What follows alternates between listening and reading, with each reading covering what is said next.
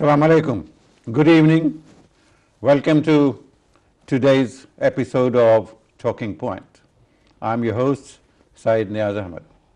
In our studios today, we have a lady who has devoted almost 25 years to development work in different stages, different countries. She is Dr. Nazma Kabir. She worked in international development sector for 25 years. Started as a research officer for Save the Children UK's unit in Dhaka and reached the position of CEO of Christian Aid. Welcome to the show, Dr. Nazma. Thanks for having me. Thank you very much. Thank you very much for making time for us. Somewhere you have written, I have experienced transformation in my own life during this last 25 years of work throughout the world, in places like Afghanistan, in Europe, in Africa, in South Asia. What has your experience been? I mean, how the journey began in Dhaka somewhere, and you have traveled almost the entire world, South America, North America and all. How would you describe that journey? Well, thank you for asking me for that. Well, I grew up in Bangladesh, so my school, college and university years were in Dhaka, so I studied there. For my higher studies, I went to the Netherlands for my postgraduate studies, and then I did my PhD in Sweden and then postdoctoral in the States, in Michigan State University. For work experience, I was working in Bangladesh, and then also I worked in Pakistan and Afghanistan. And later on, of course, I came to the UK with a job with Sightsavers International. And in between the last 11 years, I also worked in Ireland with Christian Aid Ireland. The journey has been long, but it's very interesting. And I think while I'm actually working in the development sector, I met so many people, and by traveling all these countries in Asia, Africa, Latin America, and the Caribbean region, I met incredible people, and a lot of them actually inspired me and influenced me. But what would you think or say that you have achieved over the last 25 years, and how you have impacted upon the lives of the people you came across? Well, I mean, the reason I actually joined in the development sector, it came from the passion. In 1972, in February month, right after our liberation, Mother Teresa came to Bangladesh. And I was in the college, and she was actually asking our college students to come and clean a property, abandoned property in Dhaka, old Dhaka city. Right. And we went there, a group of girls, we went there and we cleaned the floor because she was making it prepare for the destitute women from the war. And I think when I observed her, I didn't understand much actually, but she really influenced that you can actually help and support other people through your work, anything you do. So I think that passion actually remained within me. And through my works, initially I thought I would study medicine and become a doctor because that's what my parents wanted me to do. But then later on, I studied biochemistry in the Dhaka University and moved to the more kind of nutrition field. But then I realized I can actually do anything, but still for the kind of people. And I think through this work, if I kind of, reflect my kind of journey and what I have done through this work, it contributed in different things, like in the national strategy of HIV/AIDS, for example, or National Eye Care Plan. Right. So there's a lot of contribution to those kind of development work. You're not talking about in the context of Bangladesh, but you're talking about the whole world. Whole world, in the international world. There are like, what we know about those international commitments as Millennium Development Goal or Sustainable Development Goals, the recent one. It's more really working in the field of health and also gender equality, and in terms of nutrition or disability. I also contributed in the HIV/AIDS field. So it didn't matter for me which topic, so I kept on learning and I kept on contributing in these fields. And whichever organization I worked with, the similarities that you work actually want to make changes in the lives of those children or young people or women. Right. And I'm part of those decisions, I'm part of those strategies, and that's how I felt that I was contributing for the kind of bigger agenda. Has most of your work taken you to the issues relating to women and young girls? I chose to, because I chose the organization I work with where it was focused for young children and young adults, young people, and also for women. And that's why I think maybe because I studied maternal and child nutrition for my PhD, and I think that kind of created some interest, and I know the problem is huge.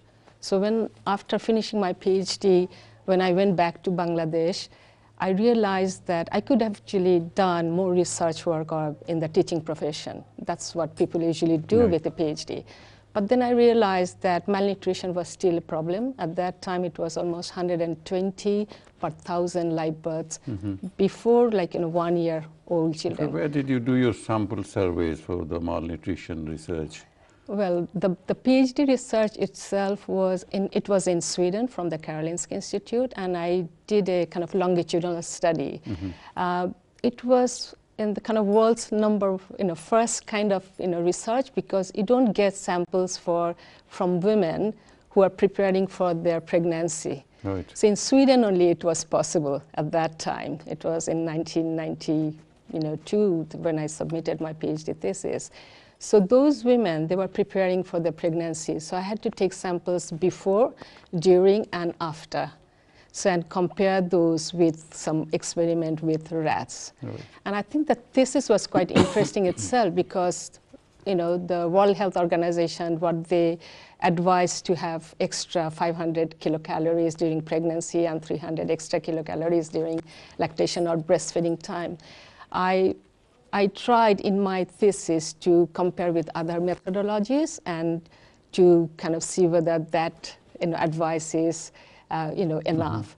Other methodologies as practiced in other societies? Other methodologies is more how you measure the total body fat, because those figures came from assumptions. Because you can't really measure the total body fat. You have to really kill somebody to measure the energy. You have to measure the BMI. Yes. So I think we had to do some rat experiment, but for the women we use a doubly labeled water, which actually very safe for those women actually drink, and we collected the urine sample, and you can actually measure the total metabolism from those samples. And the conclusion is that those average advice are the good, but when you actually advise individual women, I think you have to consider their basal metabolic rate and their physical activity, their lifestyle. So that was kind of the conclusion. So it was quite interesting finding. Did you try to correlate your findings to what's happening in Bangladesh? How are our women folk faring in this field?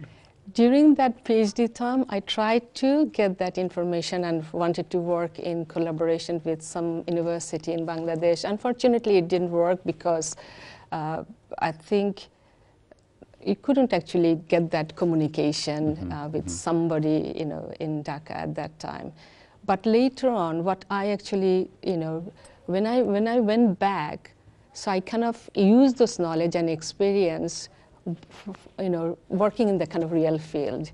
So by working with Save the Children, for example, and with the maternal and nutrition health, I looked after those kind of issues for the organization. So children's or kind of infant mortality rate, which has actually reduced now. Now it's almost like 32 or 32.9 or 33, which has really improved, and a lot of things contributed.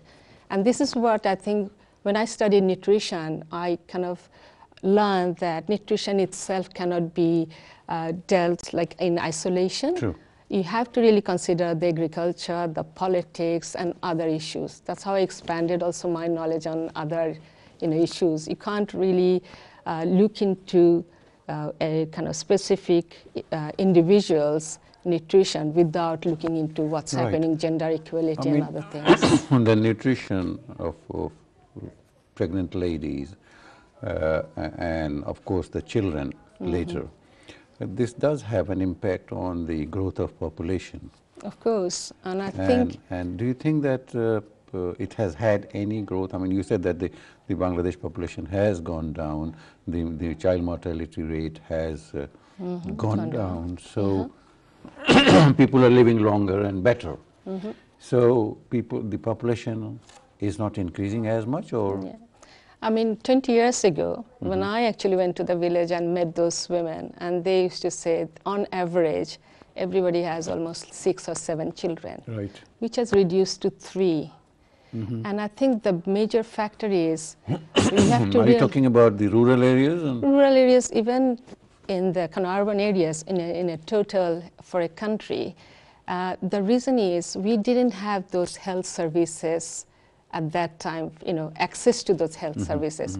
I think Bangladesh has a kind of the world's one of the kind of best health infrastructure, if you really consider from the national level, district, and then union, and even in the village level.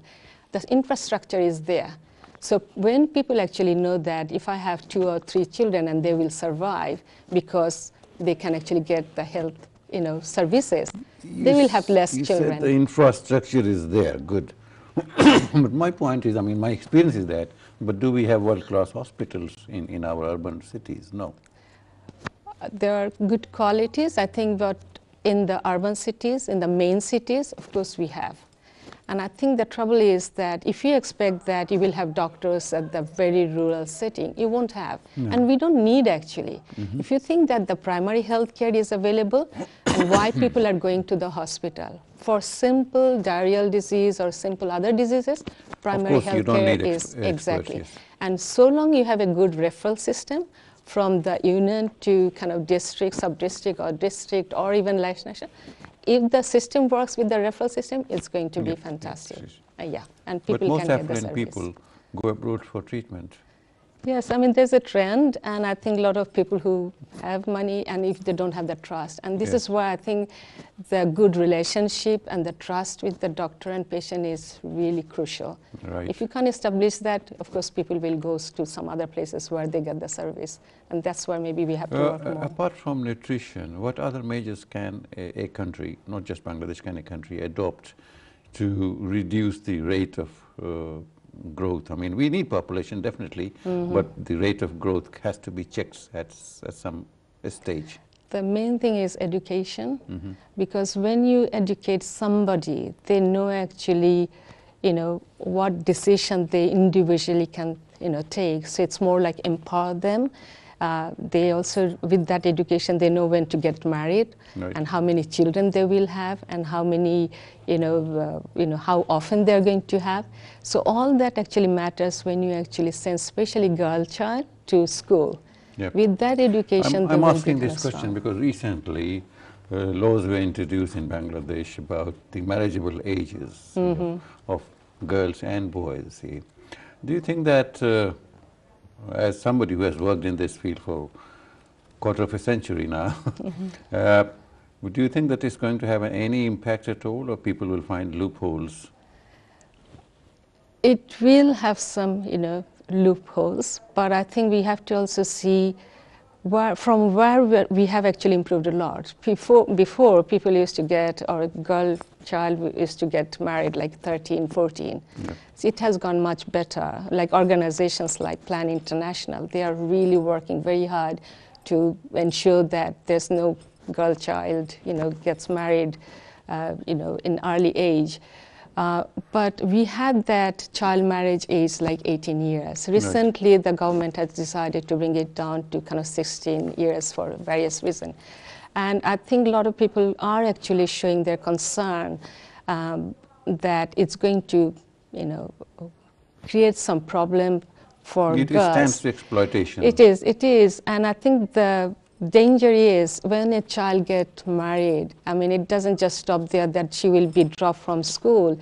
It's her, because she will have a baby. Right. And the reproductive, the organs are not developed. And I think there will be major kind of implication in her health and also the maturity. All right, Dr. Nazma Kabir, we have to take a break here, and then when we come back, we'll pick up the thread. Sure. Thank you for being with us. Don't go away we'll come back after this.